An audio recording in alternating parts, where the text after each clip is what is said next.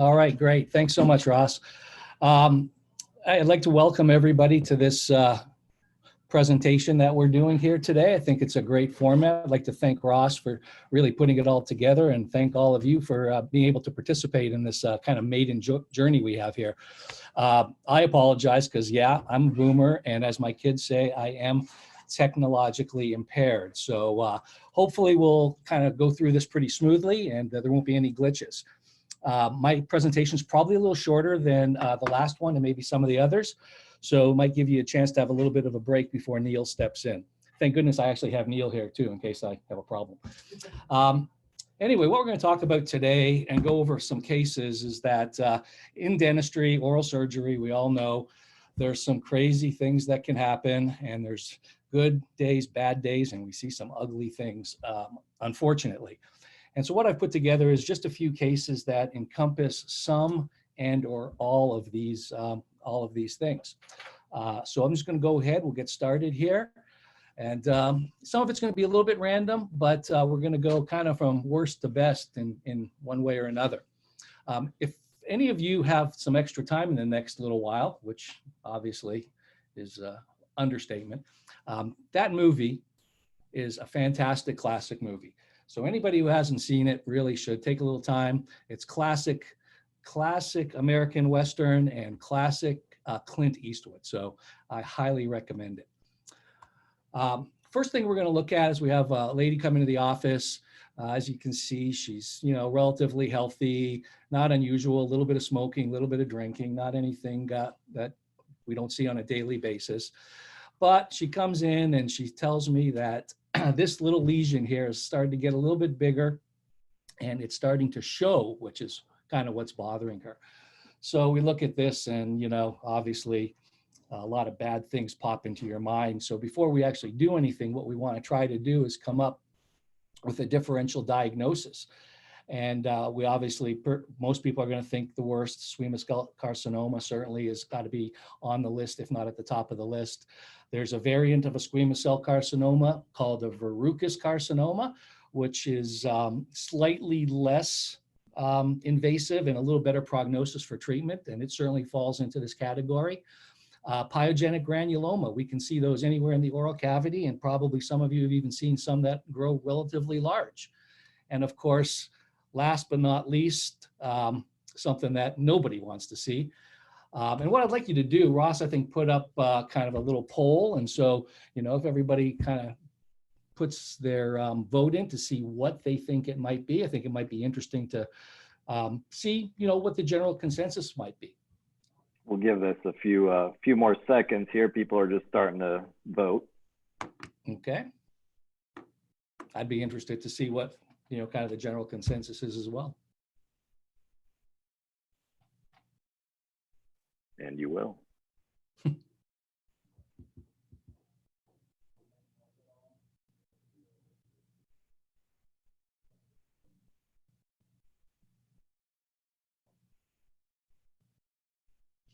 Okay, so relatively good mix. Nobody, not too many people thinking of the dreaded treponema pallidum, but obviously this day and age, that's a little less common than it might have been in the past. So what we're going to do is we're going to go ahead and take a biopsy of this. And there's a couple of things that you could do. You could certainly do an incisional biopsy, or you could do an excisional biopsy. And what I did in this case was I did an excisional biopsy because it was slightly pedunculated, so there wasn't a large base on it. So I felt pretty comfortable I could get a reasonable, a good closure.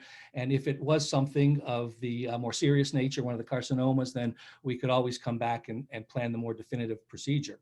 But in the case of the lower two, the pyogenic granuloma and the chancre, it would not have any other treatment necessary. So fortunately for this young lady, this was a good result and ugly looking, but best of the three.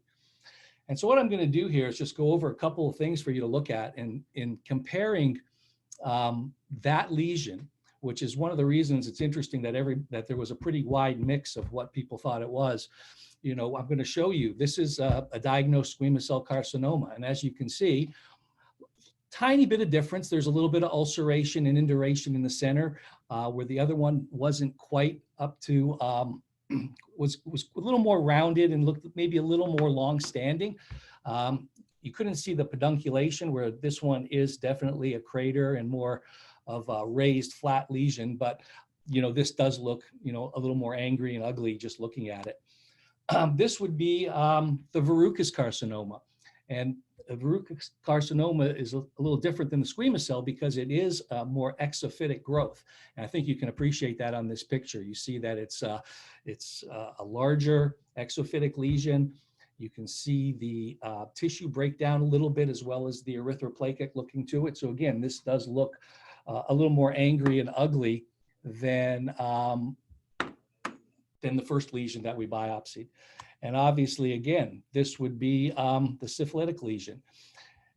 Again, not too different from all four of these lesions, which makes it difficult to look at something and come up with a diagnosis. So, obviously this is easy to look at in biopsy. Nobody wants to have this hanging around on their lower lip. So this is a relatively easy thing, but it does lead to some of the more subtle intraoral things, really the most important being any kind of leukoplakic lesion on the tongue, because we can often kind of shrug that off pretty easily and just say it's a little hyperkeratosis or some lichen planus. But any of those that don't go away, you can't tell by looking at it what it is. And all of those should be biopsied if they don't leave or they don't resolve in 2 or 3 weeks. Moving on to our next patient, we have 55-year-old, otherwise healthy, African-American female. Kind of the general complaint that you're going to see often in your office, bad tooth, it hurts, it's swollen, it gets treated, but it keeps coming back.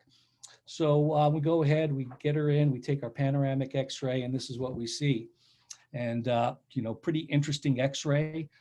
As you can see, there's bilateral mandibular radiopacities, radiolucencies, also present in the anterior and posterior maxilla. It's bilateral. So something like this, when we look at the age and ethnicity and gender of this patient, this is really pretty consistent with what we call florid osseous dysplasia. Now we have this tooth that's stuck right in the middle of this lesion there. And is it the tooth that's hurting? Is it the lesion that's hurting? Well, it's pretty hard to differentiate. Physical examination, she's swollen. She does need to have this tooth removed. So before we remove this tooth, I think we need to take a look at this a little closer and really think about it for any of those in the audience that might want to take this tooth out in your office. You have to consider that this is ankylosed. And I think we use the word ankylosis a little too frequently when we have a hard tooth to take out. But you can see the mesial root is very hard to differentiate from the osteosclerotic lesion below it. So you would have to make a high assumption that this tooth could be ankylosed and difficult to remove. That being said, are you prepared in taking this tooth out to make a flap, to remove bone, the lesion, tooth, and how large a flap are you comfortable with? Because you could see that this lesion extends from, the ascending ramus all the way to that bicuspid. So this could be something that turns ugly pretty quickly if you're not prepared to proceed with it. Also, these lesions are notoriously hypovascular, hypercellular, hypovascular. So often they form their own sequestra and you can have healing difficulties. So even if you get this tooth out, what are you going to do with that sequestrum if it necroses and tries to exfoliate? And, the obvious main complication with something that's this large, are you prepared to deal with a postoperative fracture or intraoperative fracture, which would be a disaster? This is what came out when I took this tooth out. I started to just luxate it and put a forcip on it, and I saw most of the body of the mandible starting to move. So I had to, make what we talked about, a large flap, dissect around this lesion, use the handpiece to remove a little bit of the bone. And this is the entirety of the lesion that came out. You can see that, this tooth is ankylosed within this mass. I did send this off to be biopsied, because certainly it could be something else. There could be cementoblastoma. There could be another benign neoplasm instead of what we're tentatively working with as florid osseous dysplasia. And the biopsy came back as florid osseous dysplasia. So it's nothing that would require any other treatment unless there were a complication. I took a post-op x-ray, and mainly taking the post-op x-ray as a medical legal precaution. Once I had flapped this, there was just basically, for lack of a better description, a big gaping crater in her mandible with very little buccal plate. I could visualize there was no fracture when I took the tooth out, but she could go home, she could not follow post-op instructions, and if she were to eat something and crack this, certainly you could have litigation against you saying that this was fractured at the time you took the tooth out. So this is really something that should be done in these difficult cases, even, difficult teeth, difficult third molars. If the ramus is small, hard tooth to take out, a lot of times it is prudent to do this just as, self-preservation for future litigation. Next, I'm going to talk about some teeth here, and we've got a 45-year-old female, pain, swelling associated with number 32. She's been on antibiotics previously. You can see her two impacted wisdom teeth, 17 and 32. Her examination clinically and history, this has happened before. Antibiotics are not working. Her physical examination has swelling with pericornitis. Number 32 is partially exposed with some trismus. So, there's indication to take this tooth out. The procedure was relatively straightforward. And when we talk about a procedure to take a wisdom tooth out, just briefly, obviously you have to obtain informed consent. I used IV sedation, specifically with Versed and propofol. In documenting the procedure, what I usually write is that I used a full thickness mucoperiosteal flap with a buccal Ella release. And for wisdom teeth, this is relatively important, as any lingual paresthesia can be defended from litigation with that simple phrase, knowing that your incision was made to the buccal and not posterior or even to the lingual where you can transect the nerve. The surgery was relatively straightforward: buccal trough section, tooth extracted, irrigated, and closed with a gut suture. I got this phone call on Monday morning, post-op day 5, from this lady, pop, swelling, pain. This is something, obviously, we want you to come in. This happens a little more frequently than you think, but most of the time it is, a TMJ, anterior disc pop post-operatively from, the limited motion and mobility in the immediate post-operative period. But in this case, we took our post-operative x-ray, and she has a pathologic fracture on post-op day 5. Obviously, that's bad. In this case, I did not take a post-operative x-ray immediately because, again, I could visualize the tooth. It wasn't abnormally difficult. It was difficult for her age and position, but I was not worried or did not expect that certainly this would happen. Next day treatment, we get her back, we sedate her again, place arch bars on there. And for this fracture, putting on a superior border plate. This is an unfavorable fracture, not that any fractures are favorable, but the proximal segment, which houses the condyle and ramus of the mandible, has an unfavorable pull from the masseter and the pterygoid muscles. So without some sort of fixation on this fracture, the musculature will try to pull that, and there'll be micro movement even without that pull, because if you look back on her first x-ray, which I'm going to try just to jump to that and just see here, she's a bruxer, and you can see that. You can see the anterior teeth are flattened, the cusps on the cuspids are completely worn down. So even if she was compliant and the fixation from the arch bars was adequate and good, the bruxing would continue with the micro movement of this fracture and have a high chance of having a non-union osteomyelitis, something that would require a significant debridement and much more morbidity. So fortunately, this turned out well. The fracture's well reduced. She was a very compliant patient, and she healed well. In looking at this X-ray again and thinking of the informed consent process, which is very important to all of us, obviously, and especially for procedures such as wisdom teeth, which do have a slightly higher complication potential and risk, informed consent is a must. And what that means is what I've outlined there. The procedures explained, the recovery, alternatives, possible complications, and the consent form should be witnessed and signed, preferably that day while they're in the office. And then if it needs to be initialed or re-signed at a later date, if the patient is scheduling surgery later, that's preferable. The most important thing in talking about informed consent, obviously, is talk to the patient so that they understand what you're saying. I think too often we get into talking to patients almost like we talk to our colleagues and using words like paresthesia, trough, for apicoectomies instead of saying, we're trying to clean out an infection. And the patients don't understand that. And they may even understand it at the time, but then they go home and then, that morphs into something different.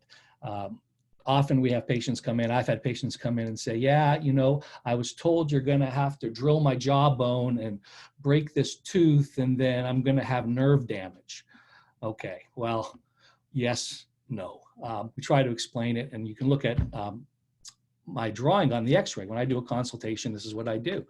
I outline on the X-ray via the computer, try to outline why we're taking the tooth out. I drew the pericoronal flap, the partial exposure. We can talk about food getting caught into the periodontal pocket between 31 and 32, getting lodged under the pericoronal flap, which is why you're here today with this infection and pain. And then we outline the nerve and the position of the roots with respect to that nerve so we can discuss paresthesia or numbness. Numbness like you get when you have a shot at your dentist's office. Your lip and chin and teeth will have some numbness, potentially, should this tooth be close to that nerve. This is just a quick copy of page 1 of our consent form. For those of you that may not have a consent form, hopefully you do have a consent form, but unfortunately we do review cases occasionally where teeth are extracted without consent forms. It doesn't necessarily have to be this detailed, but you can get a copy of this from our office. And I only put the front half on, but we have a back half that outlines the procedure, risks, alternatives, complications, alternatives, and tries to describe to the patient, what we're going to do and what the possible complications are. This is just a blown up version of the part that outlines the complications. And we do have fracture on there, all the basic things, pain, swelling, dry socket, etc. But we try to make the patient aware that there are complications with any surgical procedure. This doesn't, necessarily 100% prevent you from litigation, but anything that you can do to help should a patient come back at you with a lawsuit is obviously in your best interest.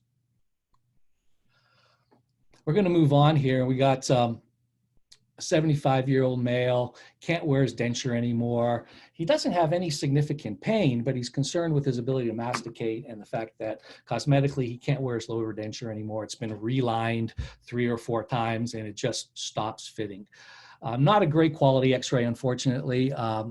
This was a referral X-ray, but you can see on the right ramus and body of the mandible, there's a pretty large multilocular radiolucency extending from approximately the mid portion of the ramus almost to the midline of the mandible.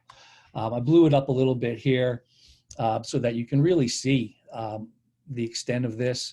You can even see the expansion on the superior alveolar crest, which is part of the reason why he's been unable to wear his denture. This was actually a second opinion. This was biopsied by another surgeon and diagnosed as an ameloblastoma. The first surgeon wanted to perform a resection, which would be relatively extensive, and to reconstruct this with an iliac crest graft. The patient's wife was actually an RN and brought him in just to see if, if this was really the best course of treatment for this lesion, for this tumor in this patient. The concerns, obviously, with that particular procedure, which is definitive treatment. When you resect this, the chances of recurrence is relatively small. But when we look at this, this is an extensive procedure. This is going to have to be done in the operating room. This is an extraoral excision, and an extraoral incision to resect this part of the mandible. You're going to have to procure the iliac crest graft, which is a second surgical site and has its own morbidities associated with it. And this is not an outpatient procedure. This patient will be in the hospital. And at his age, having an extended hospital stay is obviously really not in his best interest if you can avoid it. The alternative option presented was just to do an intraoral enucleation curettage of this tumor. An ameloblastoma is a benign, slow-growing tumor. This has been present for years in this gentleman. The history, you can get that from his history, the fact that the denture has been relined multiple times. The pros to this, obviously, we can do this intraorally. There's no large extraoral incision. We don't have to procure a graft because there will be cortical bone spared from doing the enucleation from the tumor. And this would be an outpatient procedure. He would go home that day. There wouldn't have to be any extended hospital stay and the morbidity that's associated with it. The major con with this is recurrence. Ameloblastomas do recur if they're not enucleated sufficiently. In enucleating it, we try to do also what's called a peripheral ostectomy, which is taking basically a large round burr and trying to burr out the interior of the cortex to the best you can to try to eliminate little satellite cells of tumor that encroach into the surrounding bone that you can't see on a X-ray or a CT scan. This is what we did. And this is a 6-month X-ray follow-up. You can see there's still sort of residual signs of where the tumor was, but there is good bone fill. We can actually, sorry about that. We can see good bone fill starting. And fortunately in this individual, they were very compliant. Again, partly I would assume because his wife being an RN, I was able to follow them up with serial radiographs every 6 months and then yearly. And this is, 2 years. Looks great. There is some residual delineation of where the tumor was. If you can see around where the superior part of the ramus and extending anteriorly.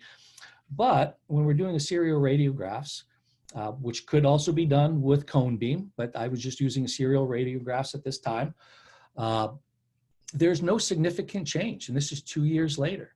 This is 5 years later. Again, looks great. This is not something that really needed to be resected in this individual. I truly believe that. I think we have a good result here.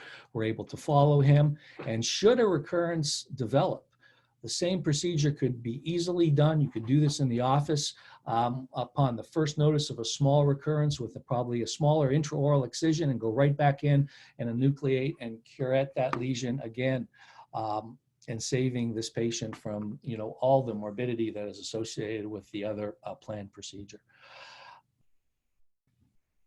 Again, I'm happy with this decision.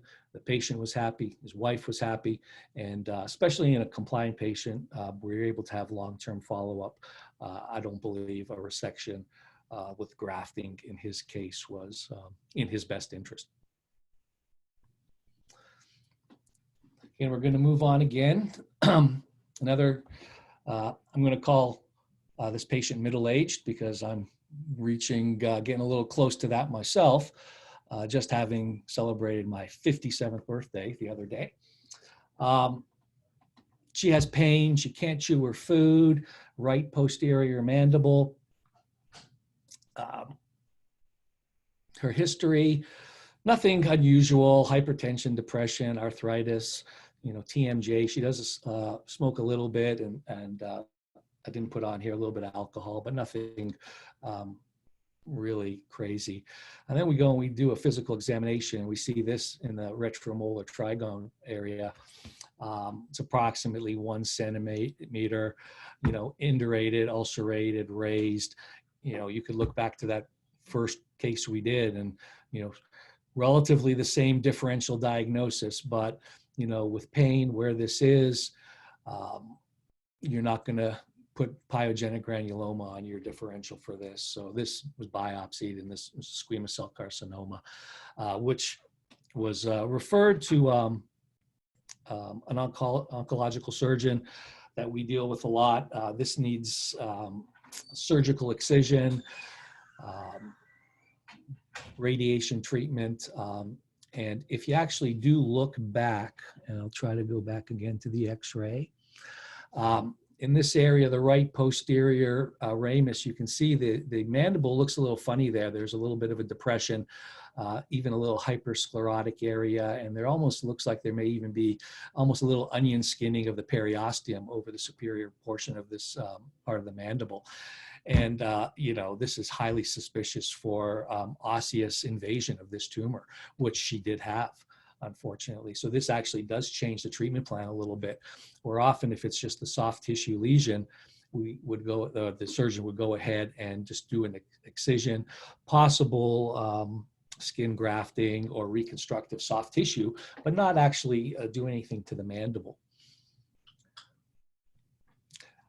This is her being sent back to me about a year later. And so we can see what the surgeon did. There was a resection of a portion of the mandible, a marginal mandibular resection of the superior alveolus, trying to spare the inferior border with an attempt to spare the inferior alveolar nerve as well. All the little things right here are vascular clips, which often are seen in this type of surgery. But in this case, she also had a soft tissue graft, the flap, in order to reconstruct the soft tissue defect intraorally. Just interesting that they decided to keep the anterior teeth. I could, maybe justify keeping the canines and bicuspids, but it was kind of a strange place to resect. But, that's a non-dental surgeon looking at this and just whacking maybe a little harsh, but taking the tumor margin to where they felt comfortable and not thinking of what was beyond and what the possible future sequela of that might be. Those teeth were loose, they had to be removed. She did receive radiation, but because these teeth were only anterior teeth and she was in pain, I took out 23 through 25 and she healed well. And then we were stuck with kind of the dilemma of what to do with this. She wanted to wear something. She didn't like not having any anterior teeth. Even the 3 that were there originally, that was important to her.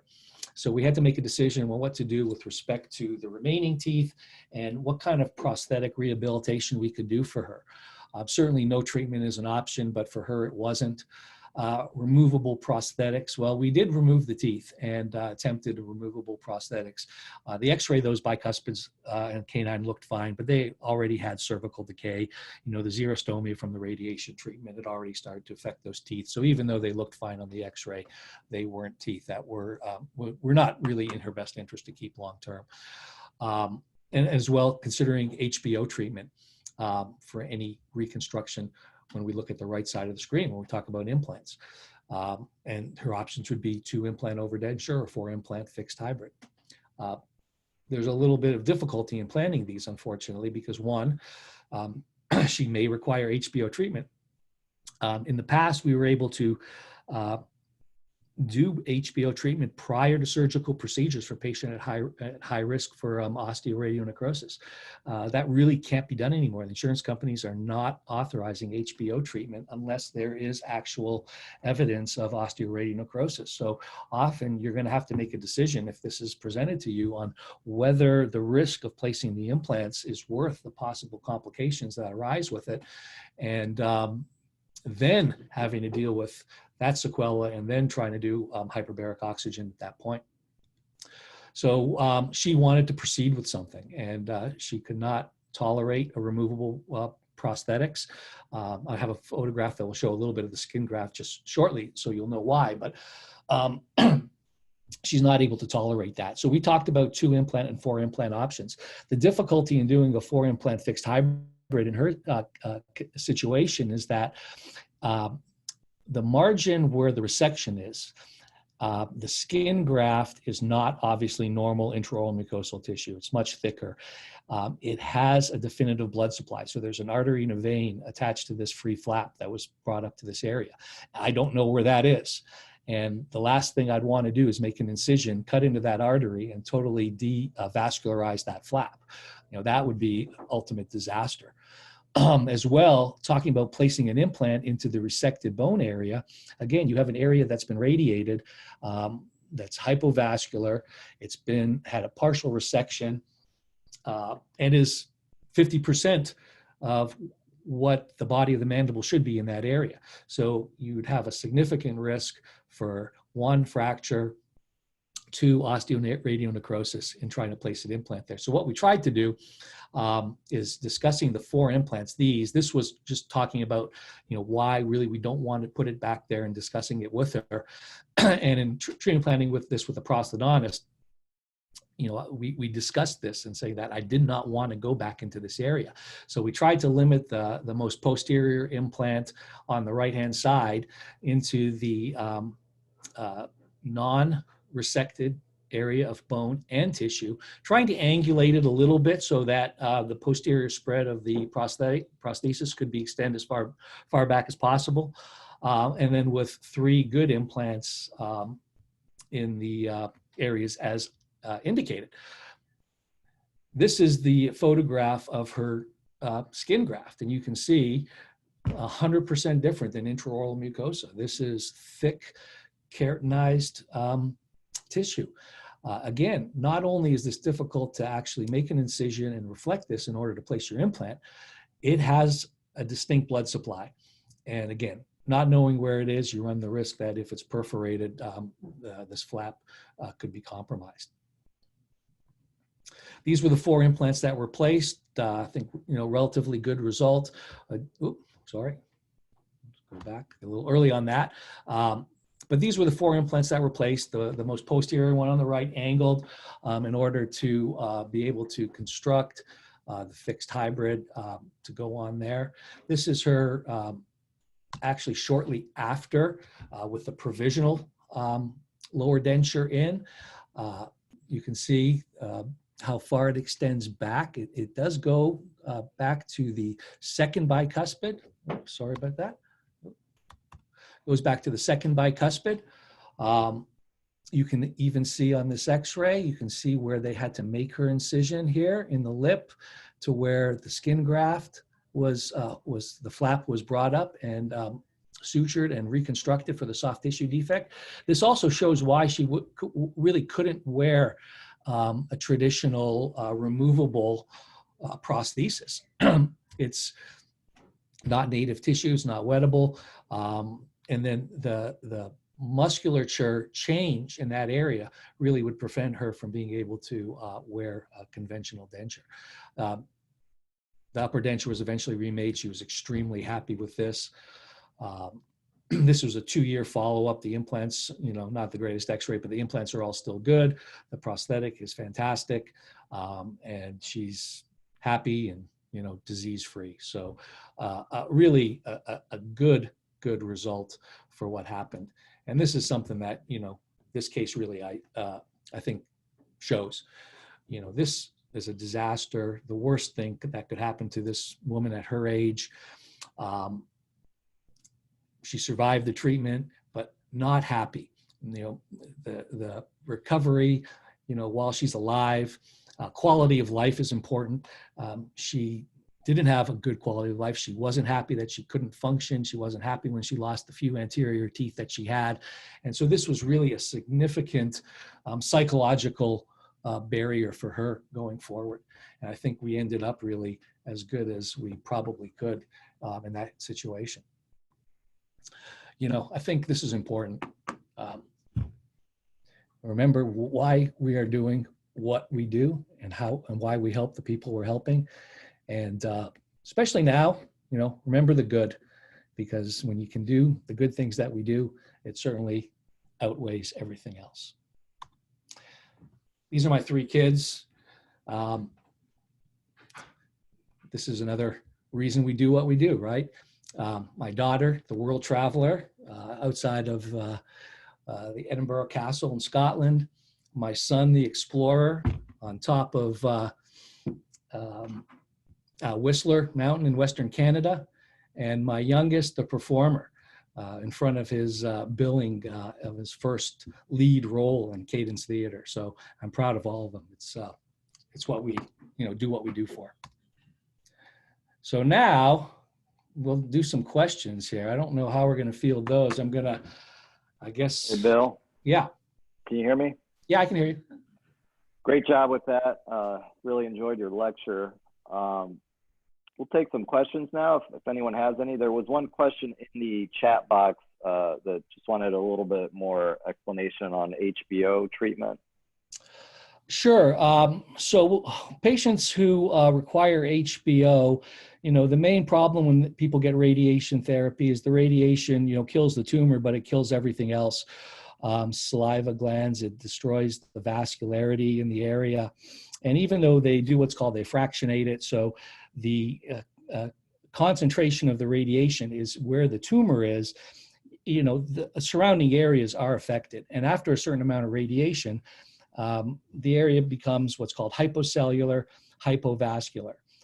It doesn't heal well. And so any procedures in these areas, even as simple as taking out a tooth in an area that's been radiated, has the potential to not heal properly. And then you end up getting very similar to what you would see in like a bisphosphonate osteonecrosis. There's exposed bone. And it does not heal typically without adjunctive HBO therapy. And what HBO is, it's pressurized oxygen treatment. So basically, you're going to sit in a small room that's pressurized at 2 atmospheres, 100% oxygen for a period of anywhere from 20 to 30 days. And what this does is this helps infuse oxygen into the tissues. It promotes angiogenesis, so you're getting an increased capillary regrowth, essentially. So you're getting a better vasculature to this area. So any procedures that need to be done, debridements, extractions, etc., have a better chance of healing properly. Great, thank you. Any other questions out there?